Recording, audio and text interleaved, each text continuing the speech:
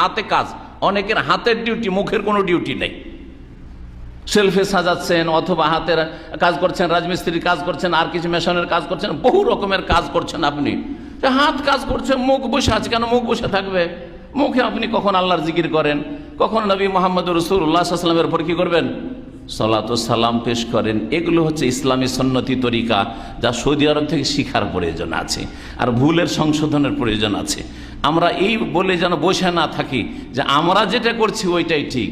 আর এবার হতে পারে যে অন্যরা যেটা করছে ওইটাই ঠিক হতে পারে। আপনাকে এর জন্য একটু সন্ধান চালাইতে হবে, এর জন্য একটু মেহনত করতে হবে। আমি একটা ছোট্ট উদাহরণ দিই। মাঝে মধ্যে ইদানিং দাম্মাম শহরে ইন্স্যুরেন্স সবারই আছে, তাই না? প্রায় লোকের ইন্স্যুরেন্স আছে, আর প্রায় ক্লিনিকগুলিতে, হসপিটালগুলিতে ইন্স্যুরেন্স কভার করে। এটাই নয়, ওইটাই নয়, ওইটাই করে। বাংলাদেশে কিছু ডাক্তার আছে, আমরা কিন্তু সবার কাছে যাই না। 5 জন যদি ডাক্তার থাকে বাংলাদেশি, ওর মধ্যে কে বেশি ভালো, কার হাত যশ বেশি, কার ডিগ্রি বেশি, আমার যে রোগটা আছে এটা সম্পর্কে কোন ডাক্তার স্পেশালিস্ট বেশি বুঝে, ওর কাছে কিন্তু যাই। আমরা অন্ধ হয়ে একটা বাংলাদেশি ডাক্তার হইলেই চলে যাবো, আমার ভাষা বুঝলেই হইলো, এরকম কিন্তু করি না, করি।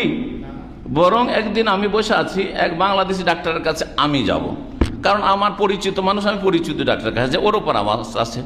আর একজন আমাদের দিনী ভাই সেন্টারে আসে, ও বসে আছে আরেকটা ডাক্তারের কাছে। আমি বললাম যে আপনি কার কাছে বসে আছে, বসে কেন আছেন, এখানে তো আমাদের ডাক্তার।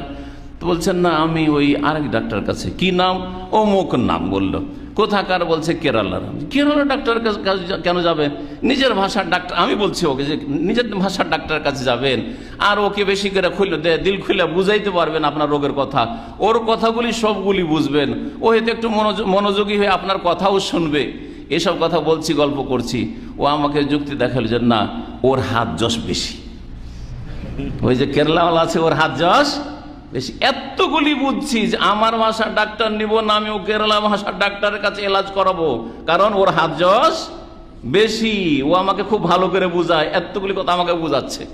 দুনিয়া এত বুঝছেন, আর দিন ইসলামের ব্যাপারে ওই আপনার গ্রামে, আপনার শহরে, দেশে যে ইসলাম পেয়েছেন ওইটাই মানবেন, আর সৌদি আরবের ইসলাম শুনবো না, মানবো না, এটা কেন?